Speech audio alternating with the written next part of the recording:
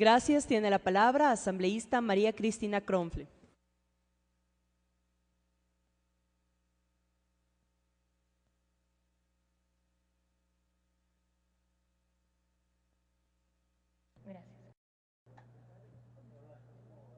Gracias, presidenta.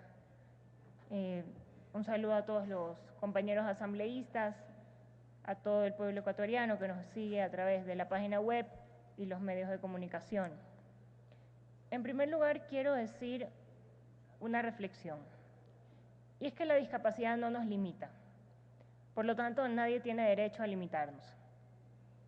La discapacidad abre una puerta a un mundo con una vida distinta, con un camino distinto, tal vez para llegar al mismo sitio que llegan los que no tienen discapacidad. Nosotros, los que tenemos discapacidad, tenemos que ensayar distintas vías, distintos caminos, pero estos caminos no son limitantes. Por lo tanto, los pensamientos humanos, las acciones humanas, el egoísmo humano no puede ser la limitante para las personas con discapacidad. Y justamente pensando en esto, fue que nació la propuesta de reforma del Código de la Niñez y la Adolescencia, especialmente en el artículo 42. Porque, en primer lugar, es de gran preocupación la vigencia de este artículo. Y, presidenta, si me permite, voy a dar lectura al artículo vigente, que dice: derecho a la educación de niños, niñas y adolescentes con discapacidad. Los niños, niñas y adolescentes con discapacidad tienen derecho a la inclusión en el sistema educativo. Perfecto hasta ahí. Luego dice, en la medida de su nivel de discapacidad. Es la limitante. La discapacidad no lo era. Es esta posición humana de creer que a las personas tenemos que medirlas dependiendo del nivel de discapacidad.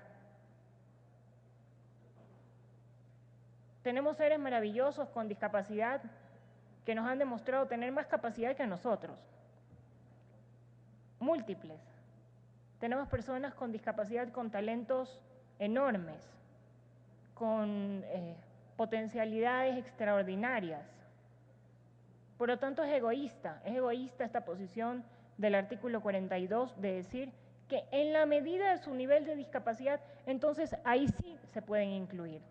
Y es justamente esta posición la que ha servido para que muchos establecimientos de educación regular que tienen que brindar educación inclusiva digan, no podemos acoger a tal o cual niño.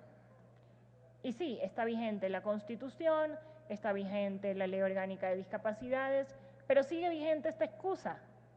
Sigue vigente la excusa de decir que dependiendo del nivel de discapacidad podrán o no ser incluidos.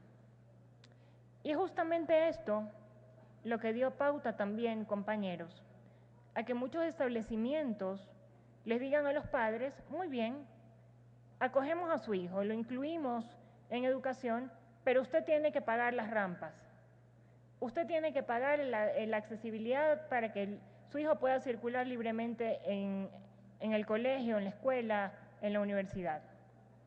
Luego, tiene que pagar también usted el profesor para que le haga el acompañamiento en psicopedagogía o en una malla curricular adaptada. Esto queda expresamente prohibido en la reforma del artículo 42. No es justo, en primer lugar, que si van a hacer uso de un derecho para convertirlo en negocio, crean que las personas con discapacidad son la excepción de ese saldo y les crea menos rentabilidad. Por lo tanto, si quieren un colegio o una escuela y cobrar de eso, tienen que incluir a las personas con discapacidad sin valores adicionales. Ahí está la prohibición. No se puede cobrar un adicional cuando el niño o niña o adolescente tiene una discapacidad. Creo que es trascendental que quede esto estipulado y prohibido expresamente en la ley. Por otro lado, es importante que detallemos, presidenta, compañeros, ¿Cuáles son los apoyos técnicos, tecnológicos, humanos, etcétera, que debe este establecimiento, tanto público o privado, en este caso sí, de crear para que los menores con discapacidad puedan incluirse de manera positiva en el ámbito educativo? Porque si lo dejamos a discreción, resulta que no será lo más conveniente para el menor, sino lo más conveniente para el establecimiento educativo, y eso ya no responde con el principio superior del niño o el interés superior del niño. En muchos establecimientos también educativos se los asesora de los padres para que no los incluyan ahí, o porque no tienen las condiciones, no tienen el ambiente, no tienen los profesores, no tienen la capacidad humana, no tienen el talento humano específico o especializado para poderlos acoger, y entonces los obligan a hacer una inclusión, inclusión sí, en establecimientos de educación especializada. Aquí hay dos tipos de educación para personas con discapacidad.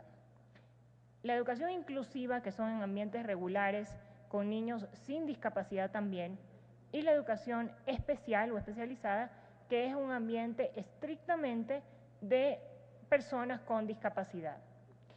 En primer lugar, nuestra prioridad es que toda persona con discapacidad sea incluida en un ambiente de educación inclusiva. ¿Qué quiere decir? Que comparta con personas sin discapacidad también. Pero excepcionalmente puede hacer una etapa primera en una educación especial donde, por ejemplo, puede aprender lengua de señas, sistema braille, incluso los menores con autismo, crear una confianza en el ambiente, comenzar a interrelacionarse más abiertamente y luego hacer un traslado positivo a una educación inclusiva. Sin embargo, muchos padres se ven obligados a llevarlos directamente a la educación especial y no pasan, aún sin necesidad de ella, de la educación especial, no los incluyen en la educación inclusiva. Por eso hemos dicho que la sola voluntad del padre, la madre o representante legal es suficiente para que el menor sea incluido en cuál tipo de educación. Por otro lado, sobre las pensiones de alimentos,